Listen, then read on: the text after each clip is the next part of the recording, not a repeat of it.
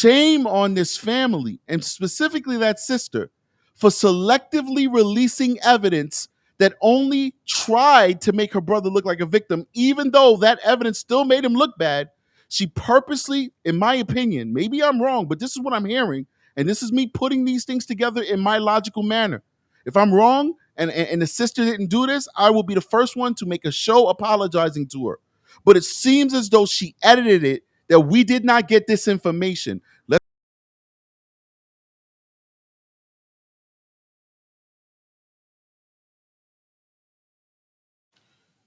Strategic back again. Yeah, we got a real good show for you guys today. I got my hands on the video interrogation of Allyson Duckro. Allyson Duckro is the young lady who James Rayl came to visit. This is the woman that he was in a relationship with.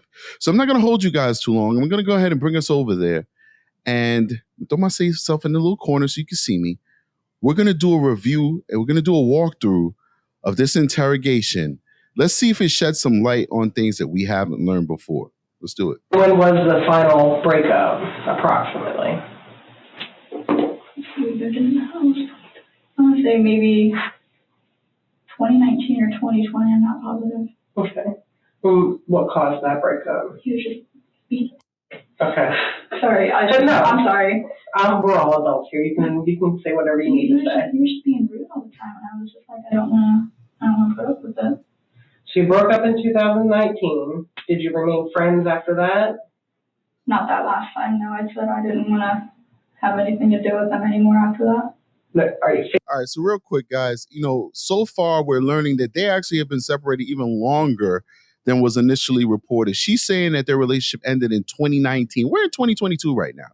We're talking about pretty much almost 2 years, okay? Maybe a little bit more than 2 years at this point, all right? So since 2019, they've been broken up. The reason why they broke up is because she's basically saying he became verbally abusive towards them, all right? And as of right now, she's saying that they did not maintain a friendship, which means that there's no reason why he should have been coming over to her house unannounced, much less try to talk to her without explicitly getting her permission via telephone, email, or some other medium. All right, so let's keep going. You kept an eye on what you were doing? I had blocked him on everything that I could have. Okay. Right. When you guys pulled in, did you get right out of the car? Or? Yeah, I'm very anxious. Okay. I'm in and out. I can't. That's fine. Okay, so you got into the house, and then what happened? As soon as I got up to the door and was walking inside, that's when he got out, and I seen him walking up, so I slammed the door really fast and I locked it.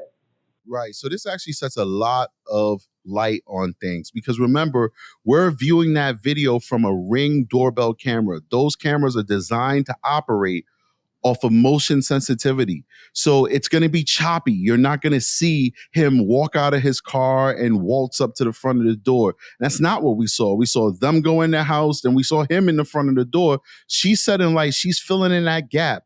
She was being stalked by this guy. And you don't have to stalk somebody every single day for it to be stalking. That first instance can be stalking. He's following her. He's in the driveway. She's in the driveway. She gets out. She goes towards her house. That's when she sees the guy she doesn't want to see exiting his vehicle and coming towards her residence, would cause her to experience so much fear that she closed the door and locked it real quick. And then she's going to go on and said that she notified her father that this guy was here. Let's keep going. Ooh, I'm so sorry. Broke up in 2019. Did you remain friends? Anxious. Okay. I'm in and out. I can't. That's fine. Okay, so you got into the house, and then what happened? As soon as I got up to the door and was walking inside, that's when he got out, and I seen him walking up, so I slammed the door really fast and I locked it. And I told Mom and Dad, so Mom yelled downstairs and got Dad upstairs for us. Okay, so Dad was downstairs. Did James get along? All right, so you know what? Let me let that last question be asked. With his family? We'll get back to that. So I definitely believe what this young lady's saying. Number one, her body language shows that she's being open. Obviously, she's distressed, but her body language definitely shows that she's not closed off. She doesn't have her hands crossed. She's not tight. She's having a fluid conversation. It doesn't take her a long time to answer questions. She answers the questions fluidly. It definitely appears that she's being honest. And another thing, her father just shot a man. Her father shot her ex-boyfriend. And guess what? She's not trying to cover for the father by saying, oh, you know, him and my ex-boyfriend were enemies, or my ex-boyfriend was always so rude to my parents. That's something that you'd probably say to set the stage that could kind of like trample on the guy's character. Not at all. This young lady says, yo, they had a great relationship. They were friends. We didn't have any issues. So I really definitely think that she's telling the truth. So far, things can definitely change. Let's keep going. Now let's find out what his relationship was with his parents from her vantage point. Biological dad. Okay, so his yeah, I mom know and they dad were were divorced? separated. Yeah. Okay. Do they live in Sydney as well? I think his mom and stepdad do. I don't know about his dad. Okay.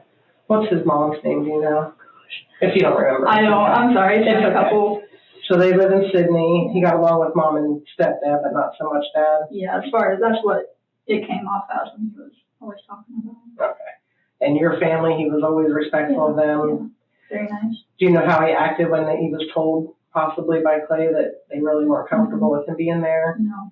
Clay didn't tell No, you but anything? he's not a talker anyway. Okay, So. okay, keeps everything to himself? Yeah. Okay, so dad comes upstairs. Where is your downstairs door? I didn't go all through your house. So if you Did come you in, see the garage door at all? I don't know.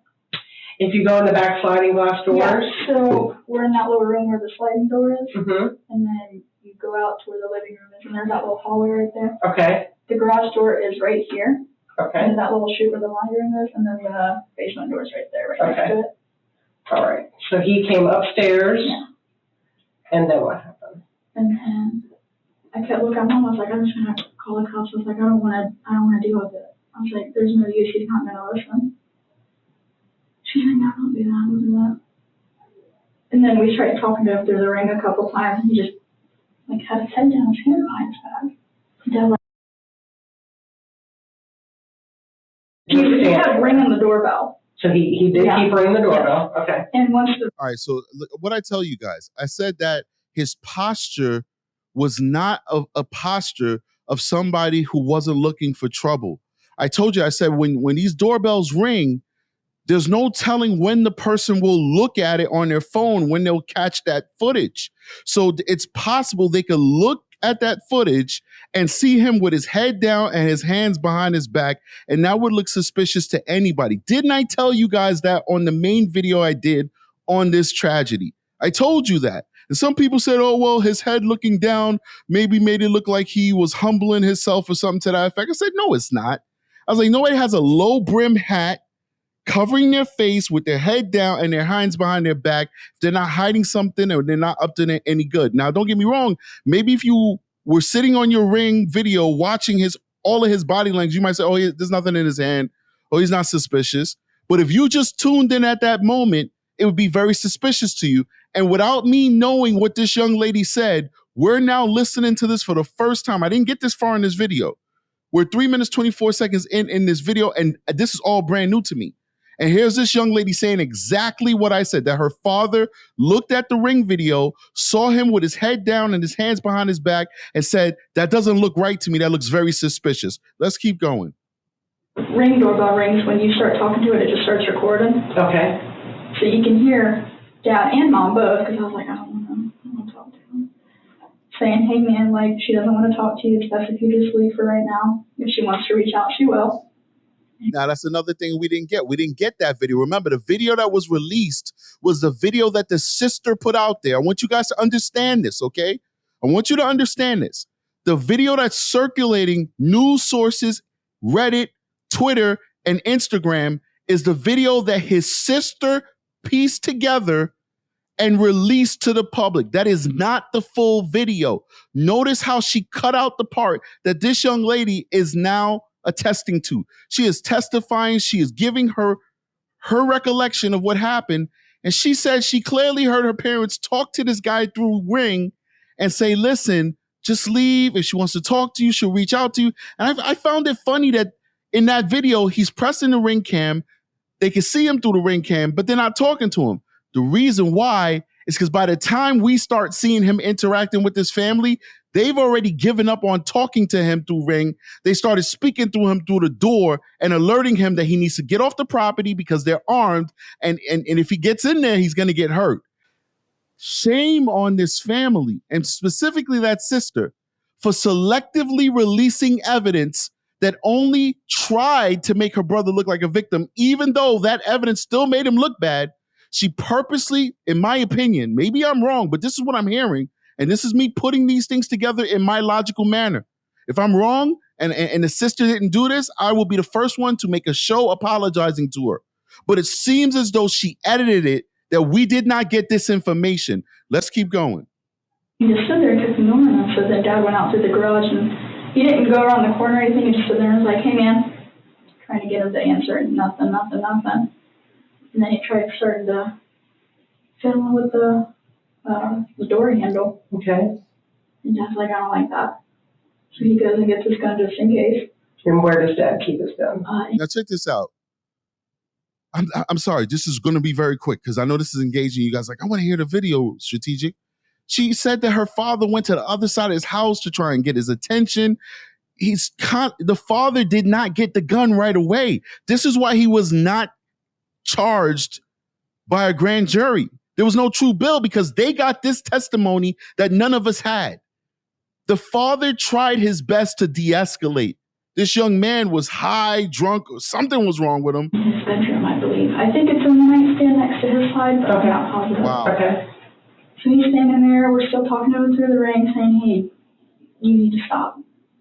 He's like really busting on the door. So Dad goes over and starts holding it shut. Wow. I don't even know how, because you saw my dad. I hope he's a big man. He starts like overpowering my dad, and I'm just like, okay. So your dad's on the other side of the door physically holding it shut? Oh, I was already on the phone with 911 at this point. I forgot that. That's okay. That's okay. Wow. And she's trying to get my information. Dad's holding the door. Mom's freaking out. And then, I don't know how he broke the glass to the door. He, broke the glass. Oh. The door frame, whatever that's called, the jamb or whatever, splits off. He's starting to get in. What? And then I freak out and I go run and hide because I didn't know what to do. Before that, were you all in the living room? Yeah, we were all standing right there next to the fireplace. Me and Mom were. Okay. Over here. He's still at the door. I didn't even see when he shot or anything. I just heard it. I literally hit most of the time. That's okay. This is totally justified.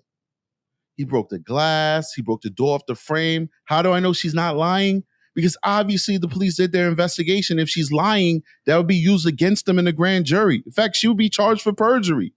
She'd be charged for giving a false statement to law enforcement. They have proof that the glass is broken because they can see it. They have proof that the door was off the hinges because they can see it. I would hope that this family would counteract the propaganda that the other family, that James family is putting out there by releasing pictures, etc., that shows what James did to that door. The police saw it, and that's why they didn't want to charge the man. This is crazy. You guys hear this testimony? The guy was nuts. He was off his rockers. Let's keep going. I probably would have done the same thing. And then, do you remember much after that, after hearing the shots? I screamed a bunch. Okay. And then I really started freaking out. Like, oh my God. Okay. And then after that, our two neighbors ran over because they heard the shots. Okay. If you're looking at your house, was it the neighbors over to the right or to the left? If we're looking at the house, it would be the ones on the that side. The north side? Yeah. Okay. Sorry. You're fine. Neither am I. And then they start trying to go over to him and see if he's okay. And Mom's yelling. She opened the window and said, "No, don't go over there," because we didn't know if he had anything. Right. We didn't want them to get hurt. We didn't want them to get injured or anything if he shot back up. So they stayed there. And then I think maybe 5 minutes later, then you guys all got out there.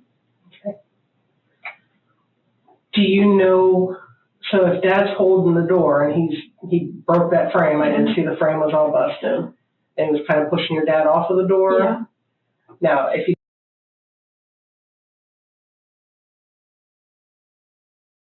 remember, I don't know. I didn't. I honestly, I wasn't even seeing him. okay. And then after it was over, where did everybody go? Where did Dad go? He set the gun down and walked away. Okay. Did he go out the front door, or did he kind of come through the kitchen and up? I think he stood in the kitchen. Okay. Mom grabbed me because I was going to throw up. And then we sat on the living room floor for a little bit. And that's it. I think that's all that happened. Okay. Wow. Do you know if he was on any drugs, or has he ever done any drugs that you know of? He has done drugs. Okay. Do you know what his drug of choice is? He liked to do acid a lot.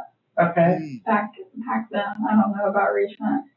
Because he moved out to California not too long ago and then came back. So I don't know if he started something while he was out there. Gotcha. When did he come back? How long has he been back in town? Do you know? That explains a lot. You know, him looking like a zombie, him, you know, having that blank stare on his face, not responding to people. They're trying to talk to him, etc. It's not working. He's not responding. He's just doing his own thing. It's kind of like an acid trip, really. I mean, he's hallucinating to me. It sounds like he's self-grandiose. I want this woman to go over there and take her, or whatever it may be. Wow, that explains a lot. So we got a drug history, and it's reported later that she had been said both of them used to use acid. And once again, she's not destroying his character. She's saying, hey, we both did this, you know? So I definitely agree with this young lady is saying. I think she's being honest. I want to say maybe a year. Okay. It's not too long, but not recent either. But How long was he living out there? Maybe about a year also. Okay. So back then, when you were dating him and kind of friends with him, acid was his. Acid and weed. And I don't know what else he did other than that. Was he ever on meth or heroin or anything? I don't know. Okay. I don't think he would have told me because I didn't like it. Right. And that was his car that he was driving that you know of? Last time I saw him driving a car, he had a red car. Okay. So I don't know about. That's fine. And then you guys just kind of went outside once. Yeah, they had us go sit out Officers in the came. back, yeah. Okay. Well, I'm really sorry that this happened to you today. This is not how anyone wants their days to go, for sure. Is there anything about him that you think we should know about his personality? Has he ever threatened anybody before? Was he like a fighter? I thought he was always very nice. I mean, he worked out all the time. I don't know if he did any boxing or anything. I don't know. Okay.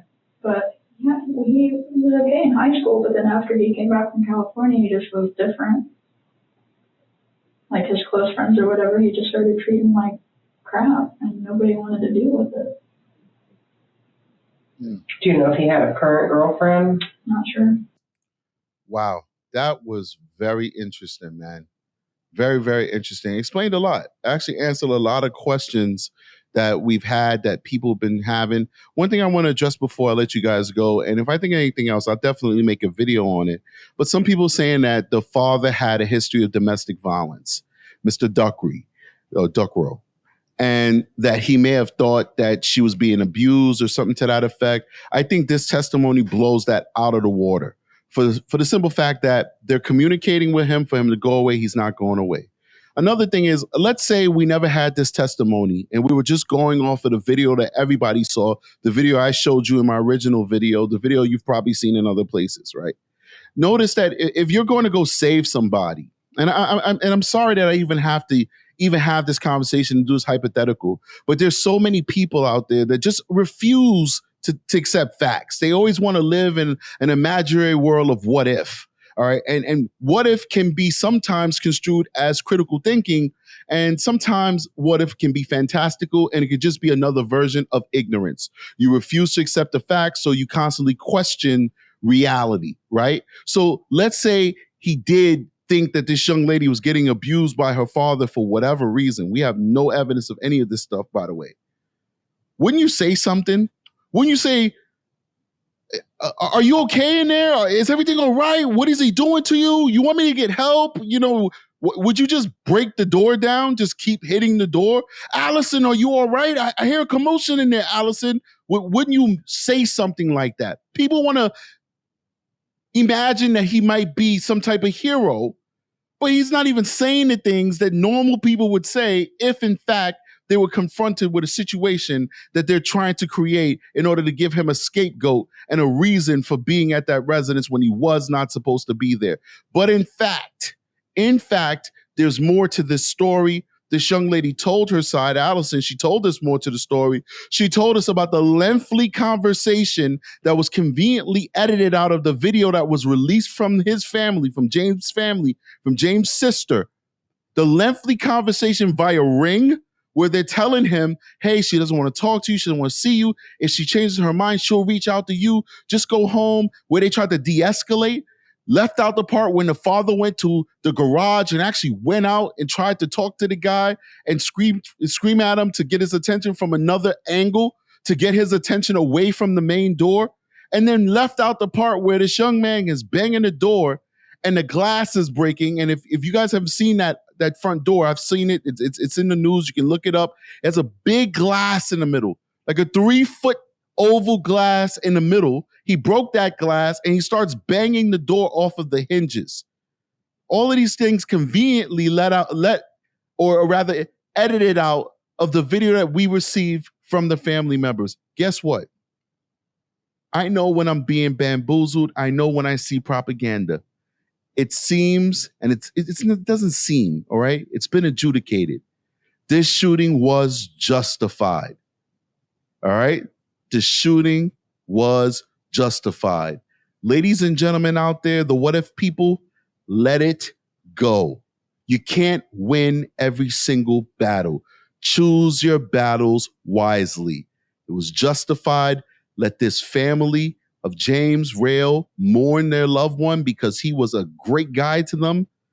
And his legacy should not be remembered for this one mistake that he made that cost him his life.